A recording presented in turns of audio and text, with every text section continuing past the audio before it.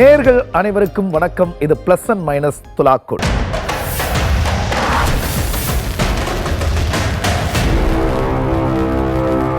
இன்றைக்கு நம்ம நிகழ்ச்சியில் நாம பார்க்க போற திரைப்படம் சரத்குமார் சண்முக பாண்டியன் இருவரின் காம்போவில் வெளிவந்திருக்கிற கொம்பு சீவி. இந்த திரைப்படத்தினுடைய ஸ்ட்ராங்கான ஒன்லைன் படத்தினுடைய பிளஸ், ஆனால் பயங்கர வீக்கான ஸ்க்ரீன் பிளே படத்தினுடைய மைனஸ்.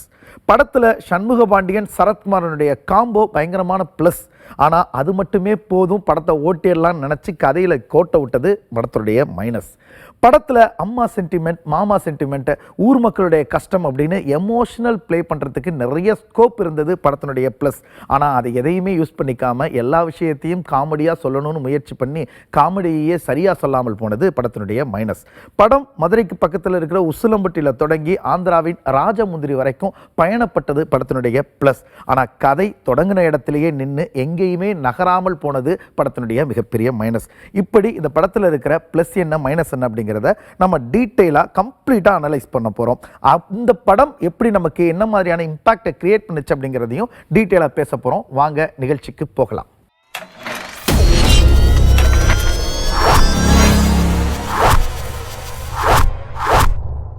கொம்பு சீவி திரைப்படத்தினுடைய கதை சுருக்கம் இதுதான். வைகை அணை கட்டப்படுவதற்கு முன்பாக அந்த பகுதியில் வாழ்ந்த மக்களினுடைய கதை இது. வைகை அணையில் தண்ணி இல்லைன்னா அந்த நிலத்தில் இவங்க விவசாயம் செஞ்சு தங்களுடைய வாழ்க்கையை ரொம்ப சுலபமாக வாழ்ந்துருவாங்க, இனிமையாக வாழ்ந்துருவாங்க. ஒருவேளை வைகை அணையில் தண்ணி நின்றுச்சுன்னா அவங்களால விவசாயம் பார்க்க முடியாது. அந்த காலகட்டங்களில் அவங்க சுற்றி அப்படியே மலையடிவாரங்கள்லையும் மலையின் மீதும் கஞ்சாவை பயிரிட்டு அதை வியாபாரம் பண்ணி பொழைச்சிக்கிறாங்க. இப்படிப்பட்ட ஒரு மக்களின் கூட்டத்தில் பிரதிநிதியாக சரத்குமார் இருக்கிறாரு. அவருக்கு உதவியாக சண்முக பாண்டியன் இருக்கிறார். இவங்க ரெண்டு பேருக்கும் மக்களுடைய கஷ்டங்களை தீர்ப்பதற்கு ஒரு 5 கோடி ரூபாய்க்கு கஞ்சாவை ஆந்திராவுக்கு கடத்துகிற ஒரு ப்ராஜெக்ட் ஒன்று வருது. அதை இவர்கள் சரியாக செஞ்சாங்களா? இவங்க மக்களுடைய கஷ்டங்களை போக்குனாங்களா? இறுதியில் இவங்க ரெண்டு பேருடைய நிலை என்னாச்சு? இதற்கு இடையில் இருக்கிற காதல், காமெடி, ஆக்ஷன் தான் கொம்பு சீவி திரைப்படம். படத்தினுடைய முதல் ப்ளஸ் யார் அப்படின்னா நடிகர் சரத்குமார் அவர்கள் தான். சரத்குமாரை பொறுத்த வரைக்கும் ஒரு நடிகராக அவருக்கு ஒரு பெரிய எக்ஸ்பீரியன்ஸ் இருக்குது அப்படிங்கிறது நமக்கு நல்லாவே தெரியும். இந்த படத்தில் எல்லா காட்சிகள்லையும் அந்த எக்ஸ்பீரியன்ஸ் ஃப்ரேம் பை ஃப்ரேம் நமக்கு பளிச்சுன்னு வெளியில் தெரியுது. படத்தில் இவருடைய ப்ரெசன்ஸ் ரொம்ப ஸ்ட்ராங்காக இருக்குது. அதாவது ஸ்ட்ராங் ஸ்க்ரீன் ப்ரெசன்ஸ் அப்படின்னு சொல்லணும் இதை. அதை தாண்டி படத்தில் திரைக்கதை எங்கெல்லாம் தொய்வடையுதோ அங்கெல்லாம் இவருடைய இருப்பும் இவருடைய நடிப்பும் படத்தை அப்படி ஒரு படி தூக்கி நிறுத்துது. கொம்பு சீவி திரைப்படத்தை பொறுத்த வரைக்கும் சரத்குமார் அவர்கள் ஒரு ப்ளஸ்ஸாக மாறி மக்கள் மனசில் இந்த படத்தை ஒரு படி கொண்டு போய் அப்படி மேலே வைக்கிறார்.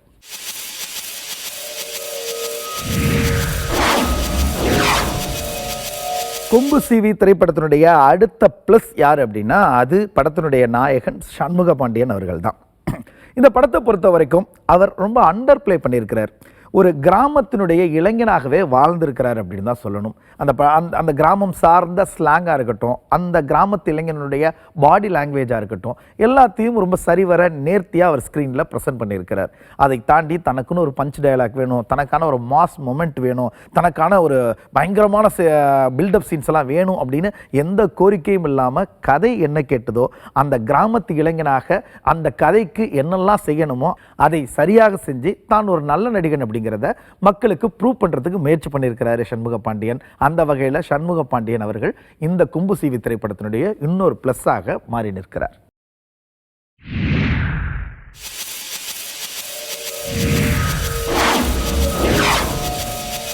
படத்தினுடைய அடுத்த ப்ளஸ் யார் அப்படின்னா காமெடி நடிகர் கல்கி ராஜா அவர்களை சொல்லணும். இவர் ஒரு சின்ன கதாபாத்திரங்களில் நிறைய படங்களில் நடிச்சிருக்கிறாரு. இந்த படத்தை பொறுத்த வரைக்கும் கிட்டத்தட்ட ஃபர்ஸ்ட் ஆஃபை காமெடியாகவே கொண்டு போய் மக்கள்கிட்ட சேர்க்கறதுக்கு இவருடைய இருப்பு ரொம்பவே யூஸ் ஆகிருக்கு. தனக்கு கிடைத்த இந்த வாய்ப்பை ரொம்ப அழகாகவே பயன்படுத்தியிருக்கிறாரு கல்கி ராஜா.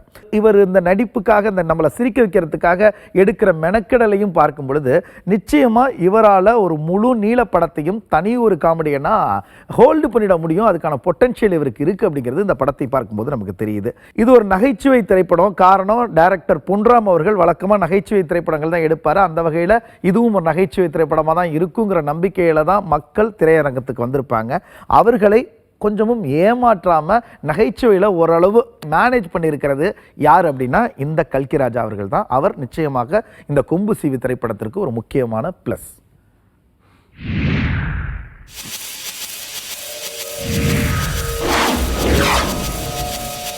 படத்தினுடைய அடுத்த ப்ளஸ் யார் அப்படின்னா சினிமாட்டோகிராஃபர் பாலசுப்ரமணியன் அவர்கள் தான். இந்த திரைப்படத்தை பொறுத்த வரைக்கும் அவரோட கேமரா ரொம்ப அற்புதமாக அபாரமாக ஆற்றலோடு வேலை செஞ்சிருக்கு அப்படின்னு தான் சொல்லி ஆகணும். காரணம், இந்த படத்தில் அவர் கிராமத்தினுடைய அழகை ரொம்ப அற்புதமாக பதிவு செஞ்சுருக்கிறார். அந்த சோசியல் டைனாமிக்னு சொல்லுவாங்கள்ல, ஒரு கிராமம் அப்படின்னா அந்த ஒவ்வொரு கிராமத்திற்கும் ஒரு சோசியல் டைனாமிக் ஒன்று இருக்கும். அதை இந்த படத்தில் ஸ்க்ரீனில் கொண்டு வந்து நிறுத்தின விதத்தில் இவர் ஒரு அற்புதமான கேமராமேனாக இந்த படத்தின் மூலமாக நமக்கு மீண்டும் தன்னை ப்ரூவ் பண்ணியிருக்கிறாரு. எல்லா காட்சிகள்லையும் கேமரா ஒர்க் ரொம்ப பிரமாதமாக இருந்தது. சொல்லப்போனால் அவருடைய கேமரா ஒர்க் தான் அந்த படத்தை அவர் ஒரு முதுகெலும்பு மாதிரி தாங்கி இருந்திருக்கு. அந்த வகையில் படத்தினுடைய கேமராமேன் பாலசுப்ரமணியன் அவர்கள் இந்த கொம்பு சீவி திரைப்படத்தினுடைய ப்ளஸ்ஸாக மாறி மக்கள் மனசில் இந்த திரைப்படத்தை ஒரு படி மேலே கொண்டு போய் வைக்கிறார்.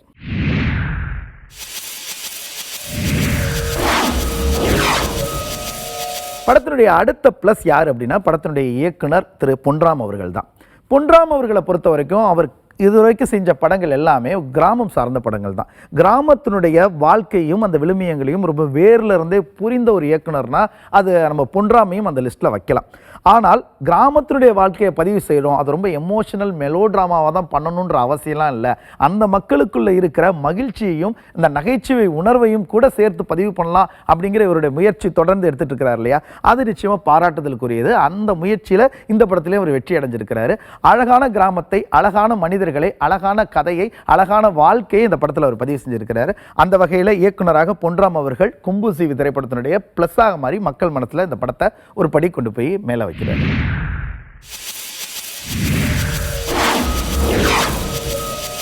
கொம்பு சீவி திரைப்படத்தினுடைய ப்ளஸ் என்ன அப்படிங்கிறத டீட்டெயிலாக பார்த்தோம். இந்த படத்தினுடைய நாயகன் சண்முக பாண்டியன் அவர்களுக்கு நிச்சயமாக ஒரு முக்கியமான சிக்கல் ஒன்று இருக்குது. அதையும் நம்ம சேர்த்து பேசி தான் ஆகணும். என்ன சிக்கல் அப்படின்னா, பொதுவாக உச்ச நட்சத்திரங்களாக பயங்கரமாக ஜொலித்த பெரிய நடிகர்களுடைய பிள்ளைகளுக்கு இந்த சிக்கல் இருக்கும். அவங்களுடைய நடிப்பில் அவங்களுடைய அப்பாவை பார்ப்பாங்க, அம்மாவை பார்ப்பாங்க, அந்த சாயல் இதில் இருக்கணும்னு நினைப்பாங்க. ஆனால் இவங்களுக்கு அதே நேரத்தில் தனித்தன்மை ஒன்று இருக்கணும்னு ரசிகர்கள் எதிர்பார்ப்பாங்க. இப்படியான சவால்களை எல்லாம் சரிவர ஃபேஸ் பண்ணியிருக்கிறாரா, சரிவர பூர்த்தி செஞ்சுருக்கிறாரா சண்முக பாண்டியன் அப்படின்னா அதை ஒரு கேள்விக்குள்ள தான் நம்ம வச்சாகணும். இந்த திரைப்படத்தை பொறுத்த வரைக்கும் அவருடைய நடிப்பில் நிறைய முன்னேற்றங்கள் இருக்குது. ஆனால் அதை தாண்டி இந்த திரைப்படம் அவருடைய நடிப்புக்கு சரியான இடம் கொடுத்துச்சா, இந்த திரைப்படம் அவருக்கு முக்கியமான திரைப்படமாக மாறி இருக்குமா அப்படிங்கிறதெல்லாம் பார்த்தோம் அப்படின்னா இல்லைன்னு தான் சொல்லி ஆகணும். அதற்கு சில காரணங்கள் இருக்குது. அந்த காரணங்கள் தான் இந்த திரைப்படத்தினுடைய மைனஸ். இப்போ கொம்பு சீவி திரைப்படத்தினுடைய மைனஸ் என்ன அப்படிங்கிறத ஒன்று ஒன்றா டீட்டெயிலாக பார்த்துடலாம். கொம்பு சீவி திரைப்படத்தினுடைய முதல் மைனஸ் யார் அப்படின்னா, யாரை சொல்லலாம் அப்படின்னா படத்தினுடைய இயக்குனர் பொன்ராம் அவர்கள் தான். காரணம், இந்த படம் பார்க்க நம்ம திரையரங்கத்தில் ரொம்ப ஆவலாக உட்காந்துருக்கும் பொழுது அப்படியே அவர் கதை சொல்ல துவங்குறார் இல்லையா, அந்த கதை சொல்லலே ரொம்ப அவுடேட்டட் ஸ்டைலில் தான் இருக்குது. ரொம்ப காலாவதியான பல நாட்களுக்கு முன்னாடி, பல ஆண்டுகளுக்கு முன்னாடி ஒரு படம் பார்த்த ஒரு அனுபவத்தை தான் இந்த படத்தினுடைய துவக்கமே நமக்கு தருது. அங்கேயே கிட்டத்தட்ட ஆடியன்ஸ் என்னடா இது அப்படிங்கிற மாதிரியான ஒரு மனநிலைக்கு வந்துடுறாங்க. அதை தாண்டி படம் நகர நகர நகர படத்தில் ஒரு ஸ்ட்ராங்கான கான்ஃப்ளிக்ட் இல்லாமல் போனது படம் பார்க்கும் ரசிகர்களுக்கு படத்தின் மீதான சுவாரஸ்யத்தை ரொம்பவே குறைச்சிது. இந்த ரெண்டு விஷயங்களையும் இன்னும் சரிவர கவனம் எடுத்திருந்தா இயக்குனர் பொன்ராம் அவர்கள் நிச்சயமாக இந்த படத்தை ஒரு நல்ல படமாக மாற்றி ரசிகர்களுக்கு கொடுத்திருக்கலாம். அப்படி இல்லாமல் போனது படத்தினுடைய மிகப்பெரிய மைனஸ். படத்தினுடைய அடுத்த மைனஸ் படத்தின் இசையமைப்பாளர் யுவன் சங்கர் ராஜா அவர்கள் தான். யுவன் சங்கர் ராஜா தான் இந்த படத்துக்கு இசையமைக்கிறாருன்னு தெரிஞ்சோன்னே ஒரு பெரிய எதிர்பார்ப்பு சண்முக பாண்டியனுடைய ரசிகர்களுக்கு இருந்துச்சு. நிச்சயமாக ஒரு மெமரபிளான ஒரு சாங் இவர் இந்த படத்துக்கு கொடுத்துருவார் அப்படின்னு நம்பினாங்க. பட் யுவன் சங்கர் ராஜா நிச்சயமாகவே டிசப்பாயின்மெண்ட் பண்ணிட்டார் அப்படின்னு தான் சொல்லணும். படத்தில் ஒரு சில பாடல்கள் இருக்குது, ஆனால் எப்பயுமே காலத்துக்கும் மனசில் நிற்கிற மாதிரியாக ஒரு பாடல் கூட இல்லாமல் போனது நிச்சயமாக ரசிகர்களுக்கு ஒரு பெரிய ஏமாற்றம் தான். அதை தாண்டி இவருடைய பின்னணி இசையுமே ரொம்ப ரொம்ப அடிக்கடி கேட்ட ஒரே டெம்ப்ளேட்டுக்குள்ளே இருக்கிற ஒரு இசையாகத்தான் இருந்துச்சு. அதையும் தாண்டி படத்தில் இவர் கொடுத்திருக்கிற அந்த இசை இருக்கு இல்லையா, அது அந்த கிராமத்தினுடைய வாழ்க்கைக்கும் சூழலுக்கும் பிளெண்ட் ஆகாமல் அப்படி தனியாக துருத்திக்கிட்டு இருக்கிற மாதிரியே என்டையர் படம் முழுக்க இருந்தது. நிச்சயமாக படம் பார்க்க வந்த ரசிகர்களுக்கு ஒரு பெரிய ஏமாற்றத்தை தான் கொடுத்துச்சு. அந்த வகையில் யுவன் சங்கர் ராஜா அவர்களுடைய இசை இந்த படத்தினுடைய இன்னொரு மைனஸ்.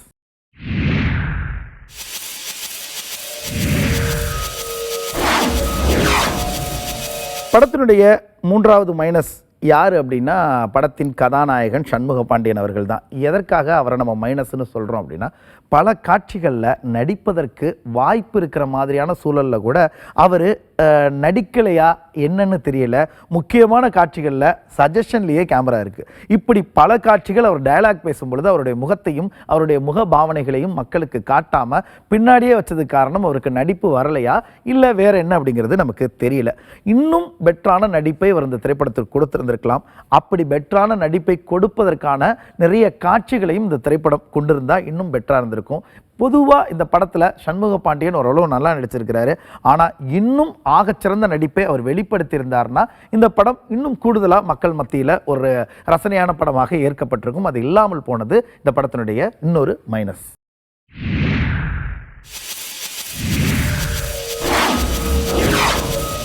படத்தினுடைய அடுத்த மைனஸ் கதாநாயகி தாரணிகா. இந்த திரைப்படத்தை பொறுத்த வரைக்கும் இது அவங்களுக்கு அறிமுக திரைப்படம் தான். ஆனாலும் இந்த திரைப்படம் முழுக்க அவங்க வராங்க, நிறைய காட்சிகள் அவங்களுக்கு இருக்குது. ஆனால் எந்த காட்சியிலையுமே அவங்களுடைய நடிப்பை வெளிப்படுத்துவதற்கான சாத்தியம் இந்த படம் முழுக்கவே இல்லை. எப்பயுமே ஒரே மாதிரியான முகபாவனையோடு வராங்க. அவங்களுடைய நடிப்பை பார்க்கும்பொழுது என்னடா அது இந்த பொண்ணு புதுசாக வந்திருக்க பொண்ணு நல்லா நடிக்குது அப்படின்னு எந்த காட்சியிலையுமே நம்மளால் சொல்ல முடியல. அவங்களுடைய நடிப்பு ரொம்ப பார்த்து சலித்த பழைய கதாநாயகர்களுடைய பிரதிபலிப்பாக தான் தெரிஞ்சதே ஒழிய இவங்கள்ட்ட நடிப்பில் தனித்தன்மையாக எதுவும் சொல்வதற்கு இல்லை. அந்த வகையில் கதாநாயகி தாரணிகா இந்த திரைப்படத்தில் ஒரு மைனஸாக மாறி நிற்கிறாங்க.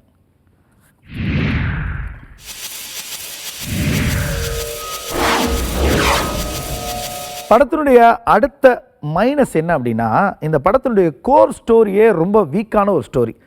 ரொம்ப ஸ்ட்ராங்கான ஒன்லைனில் எழுதப்பட்ட வீக்கான ஸ்டோரியாக இது இருந்ததுனால தான் ஸ்க்ரீன் பிளேயுமே சரியாக சுவாரஸ்யமாக அமையாமல் போயிடுச்சு அப்படின்னு சொல்லலாம். அதை தாண்டி இந்த படத்தில் எமோஷனலாக நமக்கு கனெக்ட் ஆகிற மாதிரி எந்த ஒரு காட்சி அமைப்புமே இல்லாமல் போனது நிச்சயமாகவே துரதிருஷ்டம் தான். எல்லாம் கடந்து இந்த படத்தினுடைய ஸ்க்ரீன் பிளே ரொம்ப ப்ரெடிக்டபுளாக இருந்து போனது என்னடா இது அப்படிங்கிற மாதிரியான ஒரு சோர்வை பார்க்க வந்த ரசிகர்களுக்கு கொடுத்துருச்சு. இன்ட்ரோவல் இப்படி தான் இருக்க போகுது, கிளைமாக்ஸ் இப்படி தான் இருக்க போகுதுன்னு நம்மளால் எளிமையாக ஜட்ஜ் பண்ண முடிஞ்சிச்சுன்னா அப்புறம் எப்படி அந்த படம் நமக்கு சுவாரஸ்யமாக இருக்கும். இந்த விஷயங்கள் எதையுமே அவங்க கவனத்தில் எடுத்துக்காமல் இப்படி ஒரு படத்தை கொடுத்தது நிச்சயமாக இந்த படத்தை ஒரு பெரிய மைனஸ் தான்.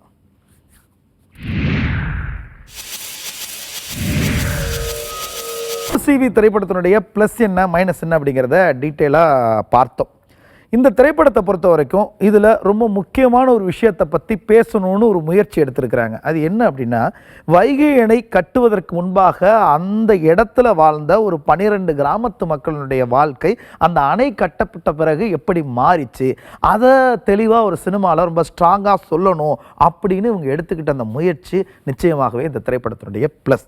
ஆனால் அப்படி ஒரு மக்களுடைய பாதிக்கப்பட்ட மக்களுடைய வாழ்க்கையும் அவர்களுடைய சிரமங்களையும் சொல்லணும்னு முயற்சி செஞ்சுட்டு அதற்காக ஒரு படம் எடுக்கணும்னு முடிவு செஞ்சுட்டு அதற்கு எழுதுகிற ஸ்க்ரீன் பிளேயும் அதற்காக இவர்கள் அமைக்கிற காட்சிகள்லையும் ரொம்ப லேகா ஏனோதானோன்னு ஒரு விஷயத்தை பண்ணியிருந்தா அந்த படம் நிச்சயமாக பார்ப்பதற்கு ரொம்ப சுமாரான படமாகத்தானே வரும். அதை புரிந்து கொள்ளாமல் இவர்கள் ஒரு திரைப்படத்தை எடுத்துட்டு அதை நமக்கு தியேட்டரில் ப்ரெசென்ட் பண்ணது நிச்சயமாக இந்த படத்தினுடைய மிகப்பெரிய மைனஸ்.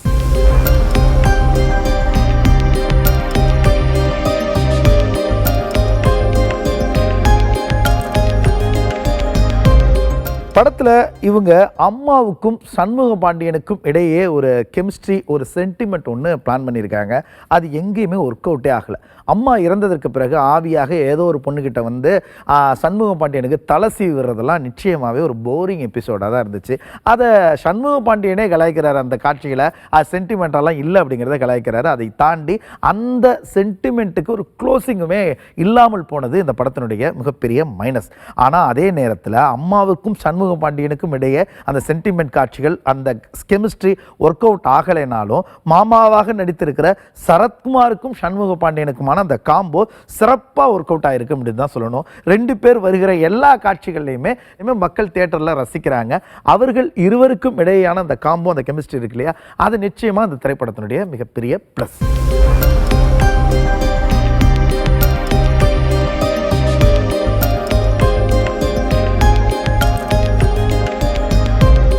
பார்ப்பதற்கு எப்பயுமே ஒரு மாதிரி விறப்பா அப்படி முறைச்சிக்கிட்டே இருக்கிற மாதிரியான முக அமைப்பு கொண்ட சண்முக பாண்டியன் அவர்களை ஒரு காமெடி படத்துக்குள்ளே பிளேஸ் பண்ணி அங்கங்கே அவரை வச்சு சில காமெடி சீன்ஸை ஒர்க் அவுட் பண்ணி அவருக்கும் நகைச்சுவை வரும் அப்படிங்கிறத நிரூபிப்பதற்காக சில விஷயங்களை அந்த படத்தில் பண்ணியிருக்கிறாங்க.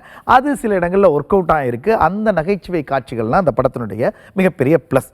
ஆனால் அதே நேரத்தில் வழுக்கட்டாயமாக சில நகைச்சுவை காட்சிகளை படத்துக்குள்ளே திணிச்சிருக்கிறாங்க. அதுவும் பல பட்டிமன்றங்களில் பல தொலைக்காட்சியில் வர நகைச்சுவை நிகழ்ச்சிகளில் பார்த்த காமெடியை பயன்படுத்தி அந்த காமெடியை வச்சு 2 முக்கியமான இடங்கள்லையும் உங்கள் காமெடி பண்ணணும்னு நினச்சிருக்கிறது நிச்சயமாக ஏற்றுக்க முடியாத ஒரு காமெடியாக இருந்தது. அதை தாண்டி அந்த காமெடி ரொம்ப வல்கரான ஒரு காமெடியாகவும் அமைந்தது. நிச்சயமாக அந்த படத்தினுடைய மிகப்பெரிய மைனஸ்.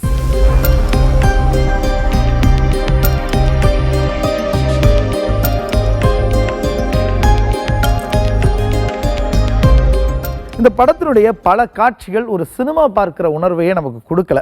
மாறா ஒரு மேடை நாடகத்தை பார்க்கிற ஒரு உணர்வை கொடுத்துச்சு அப்படின்னா அது மிக இல்லை. இன்னும் இந்த படத்தினுடைய காட்சிகளை ஸ்டேஜிங் பண்ணும் பொழுது கவனம் செலுத்தியிருந்தா இன்னும் நல்லபடியாக இந்த படம் வந்திருக்கும். அதை செய்யாமல் போனது இந்த படத்தினுடைய மைனஸ்.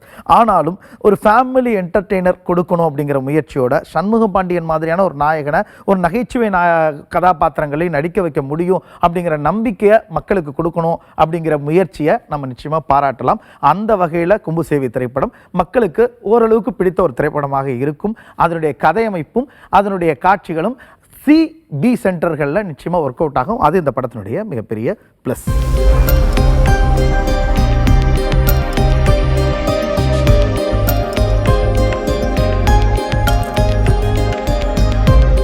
நடிகர் விஜயகாந்த் அவர்களின் மகனும் நடிகருமான சண்முக பாண்டியன் அவர்கள் சுப்ரீம் ஸ்டார் சரத்குமாரோடு சேர்ந்து நடித்த கும்புசீவி திரைப்படம், அதில் இருக்கிற ப்ளஸ் என்ன மைனஸ் என்ன அப்படிங்கிறத டீட்டெயிலாக பார்த்தோம். அதை தாண்டி இந்த திரைப்படத்தை நம்ம தேட்டரில் போய் பார்க்கும் பொழுது நமக்கு எப்படியான உணர்வு மேல் எழுந்தது அப்படிங்கிறதையும் நம்ம விவரமாக சொன்னோம். இது நம்முடைய கருத்து தான். நம்முடைய நிகழ்ச்சி இந்த கும்புசீவி திரைப்படத்திற்கு என்ன நட்சத்திர மதிப்பீடு வழங்கி இருக்கிறது அப்படிங்கிறத நாம் இப்போ பார்க்கலாம்.